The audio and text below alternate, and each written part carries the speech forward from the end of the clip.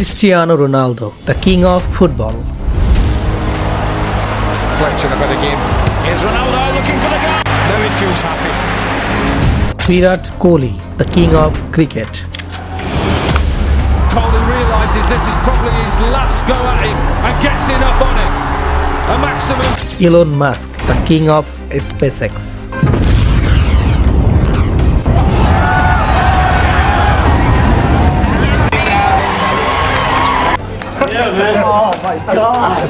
আপনি কি জানেন এদের মধ্যে কি কমন রয়েছে?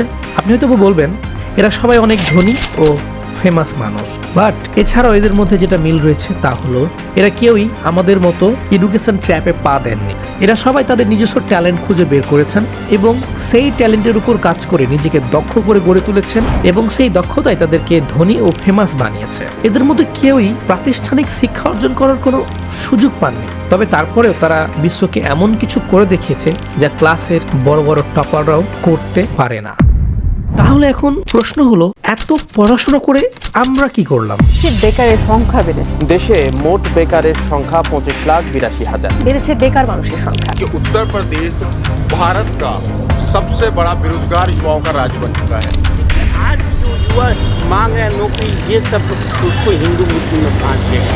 আমি তো একবার খুব খারাপ ছাত্র আসলাম, আর আমার মতো খারাপ ছাত্র যদি বাংলাদেশের রাষ্ট্রপতি হইতে পারে তাহলে অত ভালো ছাত্র হওয়ার দরকারটা কি? আমরা পড়াশোনা করে পেয়েছি বেকারত্ব, হতাশা ও দুশ্চিন্তায় ভরা অন্ধকার জীবন। কিন্তু কেন? ছোট থেকে আমরা শুনেছি পড়াশোনা করে যে গাড়ি ঘোড়ায় চড়ে সে, বাট বর্তমানে এই উক্তিটি যেন মিথ্যে প্রমাণিত হচ্ছে। কিন্তু কেন? 1760 সালের দিকে পৃথিবীতে ইন্ডাস্ট্রিয়াল রেভলিউশন শুরু হয়। বিভিন্ন জায়গায় বড় বড় কলকারখানা স্থাপন হতে শুরু করে। যে কাজ 10 জন মানুষ মিলে এক মাসে করতে পারতো না, সেই কাজ একটা ইন্ডাস্ট্রিতে গিয়ে একদিন বা 1 ঘন্টায় করে ফেলা হতো। কিন্তু সবচেয়ে বড় সমস্যা, এই সকল কলকারখানা চালানোর জন্য মানুষের প্রয়োজন হতো, কিন্তু সেই সময় কোনো কর্মী পাওয়া যেত না।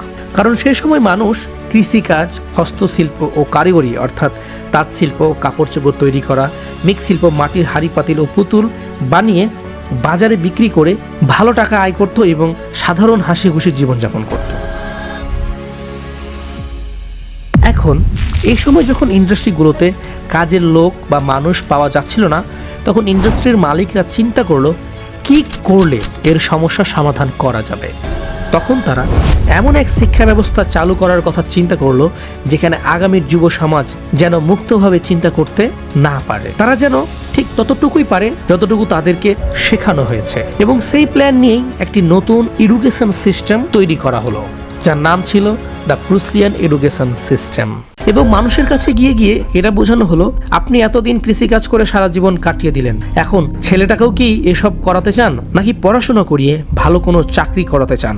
অর্থাৎ মানুষকে এটা বিশ্বাস করানো হলো যে আপনার সন্তান পড়াশোনা করে যদি একটি সার্টিফিকেট অর্জন করতে পারে তাহলে সে একটা চাকরি পাবে এবং সেই চাকরি থেকে ভালো টাকা আয় করতে পারবে। ঠিক তখন থেকে দলে দলে সবাই স্কুল পাশ করে একটি সার্টিফিকেট হাতে নিয়ে সেই কারখানাগুলোতে চাকরির জন্য লাইনে দাঁড়াতে শুরু করলো।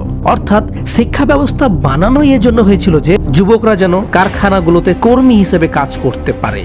এর ফলে যুবকরা তাদের ভেতরে থাকা প্রতিভাকে ভুলে শুধুমাত্র একটি সার্টিফিকেট অর্জন করার পেছনে সময় ব্যয় করতে শুরু করলো। এখন প্রশ্ন এটা যে 17 দশক থেকে চলতে থাকা শিক্ষা ব্যবস্থা কি করে আজ পর্যন্ত আমাদের ক্রিয়েটিভিটিকে নষ্ট করছে, কি করে আমাদের স্বপ্নকে ভুলিয়ে তারা তাদের স্বপ্নকে আমাদের স্বপ্ন বানাচ্ছে। 28th पोजीशन से नंबर 1 तक लेके आया हूं मैं। Sir what number 1 sir, what number?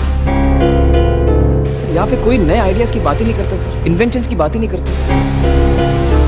बात करते हैं तो सिर्फ मार्क्स की या फिर यूएसए में नौकरी की। सर यहाँ पे ज्ञान नहीं मिल रहा है सर, यहाँ पे सिर्फ ये सिखाया जा रहा है कि मार्क्स कैसे। तुम मुझे सिखाओगे कैसे पढ़ाते? আমরা যখন স্কুলে ভর্তি হই তখন সবার প্রথমে শেখানো হয় টাইমিং, দ্যাটস মিন সময় ম্যানেজমেন্ট করা। সকাল 9টার সময় স্কুলে আসতে হবে, দুপুরে 1টার সময় টিফিন, আবার 5টার সময় ছুটি। এই তো নিয়ম আমাদের স্কুলের, তাই না? বর্তমানের অফিসের নিয়ম বা সময় ঠিক একই রকম। 9টার সময় অফিসে যেতে হবে, দুপুর 1টার সময় খাবারের ব্রেক, তারপর বিকাল 5টার সময় অফিস ছুটি। এর মানে অফিসের কাজের যে নিয়ম সেটা স্কুল থেকে আমাদের মাথায় ঢুকিয়ে দেওয়া হয়। আমাদের বোঝানো হয় পড়াশোনা করো, ভালো রেজাল্ট করো এবং চাকরি করে টাকা কামাও। আর টাকা কামানোর আশায় আমরা আমাদের ভেতরে থাকা প্রতিভাকে ভুলে খুব পড়াশোনা করি, নিজের স্বপ্ন ভুলে স্কুলের সিলেবাস কমপ্লিট করি, আর এভাবেই সিলেবাস ফলো করতে করতে আমরা নিয়ম মেনে চলা একটি রোবটে পরিণত হই। আর এভাবেই 12 থেকে 16 বছর পড়াশোনা করে একটি সার্টিফিকেট হাতে নিয়ে চাকরির জন্য লাইন দাঁড়ায় এবং ভিড়ের মধ্যে থেকে কোনো একটা কোম্পানিতে আপনার চাকরি হয়ে যায়। চাকরি হওয়া মাত্র আপনার পরিবার তো মহা খুশি, এবার মনে হয় টাকা আর টাকা, আর কোনো চিন্তা নেই। বাট রিয়ালিটি কি, আপনি কি সেটা জানেন? রিয়ালিটি হয় তার উল্টোটা। চাকরিতে ঢুকে বেশ কিছুদিন যেতে আপনি দেখছেন বেতনের তুলনায় কাজের চাপ 10 গুণ বেশি, সাথে একটু ভুল করলেই বসের মুখে খারাপ গালি ও বকাবকি, মাথা ভরা টেনশন ও হতাশা নিয়ে আপনি ভাবেন চাকরিটা ছেড়ে দিবেন। কিন্তু তখনই আপনার মনে পড়ে যায় চাকরি ছেড়ে দিলে পরিবার কি বলবে, আশেপাশের মানুষ কি বলবে, এছাড়াও চাকরি পাওয়ার পর আপনি বিয়ে করেছেন, আপনার শ্বশুরবাড়ির লোকজন আপনাকে কি বলবে। এসব কথা ভেবে হাজার কষ্ট করে হলেও আপনি সেই চাকরিটা করতে থাকেন, আর এভাবেই আপনি টেনশন ও চাপ নিতে নিতে একটি জ্যান্ত লাশে পরিণত হতে থাকেন। এক সময় গিয়ে আপনার মনে হয় আমার বেঁচে থাকাই বৃথা, আপনি আত্মহত্যা করার কথা ভাবেন, কিন্তু পরিবারের মুখের দিকে তাকিয়ে আপনি সেটাও করতে পারেন না। মানুষ উপর থেকে দেখে ভাবে আপনি খুব ভালো আছেন, কিন্তু বাস্তবতা শুধুমাত্র আপনি জানেন।